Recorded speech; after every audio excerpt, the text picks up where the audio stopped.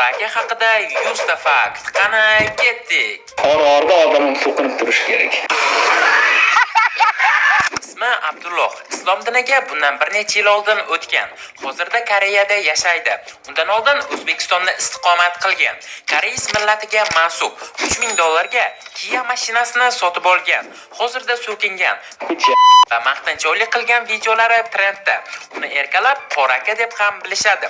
Ammo asosan Gender Fara laqabi bilan hamma taniydi. 1998-yilda tug'ilgan. Ikkita singlisi bor. Bir singlisi 1999-yil, boshqasi esa 2000-yillarda tug'ilishgan. Hozirda o'zi 26 yoshda. Yaqinda ukasi ham tug'ilishini aytgan. Familiyasi Kim. Qahramonimizning fikricha, Redmi Musor emish. Xitoydan $100 qalampir zakaz qilib yeydi.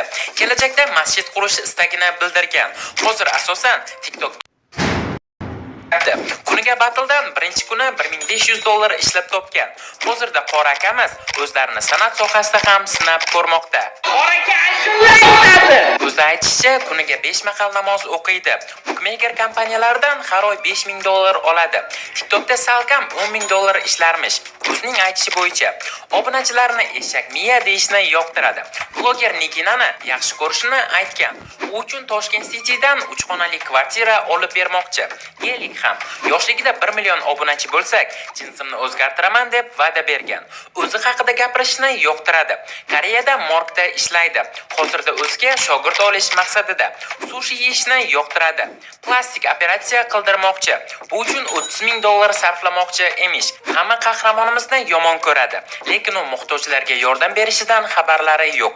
Abdulloh ko'plab muhtoj oilalarga moliyaviy yordam ko'rsatadi. Internetdagi chiqishlari shunchaki obrazdir. Aslida hayotda boshqacha inson. Millat ajratmaydi. O'zbeklarni hurmat qiladi. LGBTga qarshi. Yoshligida taekvondo bilan muntazam shug'ullangan hamda 2,5 yil davomida kurash maktablarida ham qatnashgan. Mahmud Murodovga shogird tushmoqchi. Lionel Messining muxlisi hisoblanadi. Mashhur shaytanat qo'shig'ini o'z talqinida kuylagan. Sigaret chekadi. Alkogol iste'mol qilmaydi. Puling bo'lmasa, hech kimga kerak emassan degan fikrda.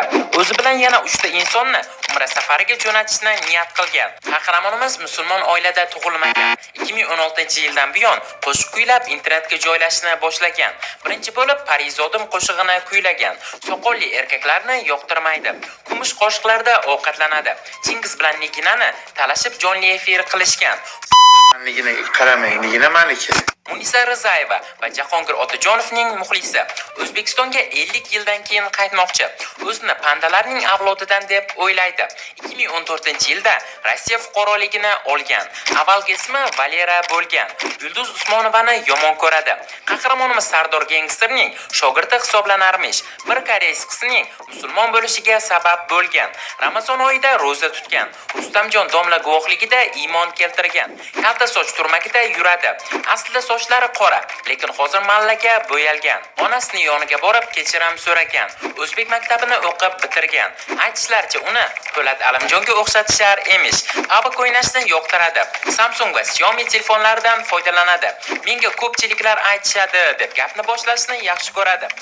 Yaqinda Doniyor Qayumov bilan jonli efirda ham bo'lishadi. Ramyon ko'p yeydi. Negativlarga juda ta'sirchan munosabat bildiradi. $3000 ga PUBG akkauntiga 150,000 UC donat qilgan. Puling bo'lsa, hayoting yaxshi bo'ladi degan dono gaplari bor. Monster energetikini ichishni yaxshi ko'radi. Qahramonimiz aytishicha, Instagramdan $8000 toparmish. Ishlamasdan pul topish bo'yicha mutaxassis. PUBG ko'p o'ynasa ham stream qilmaydi. Hobisi PUBGda keyslar ochish. Qondan qo'rqmaydi. Nonvoy nondan ko'ra buxankani ko'proq yaxshi ko'radi. Tovuq oyoqchalar uchun jonini berishga tayyor. PlayStation o'yin qurilmasi bor. Kelajakda mashhur bloger bo'lmoqchi. iPhone 11 Pro ni 15 Pro Max deb o'ylab video qilgan.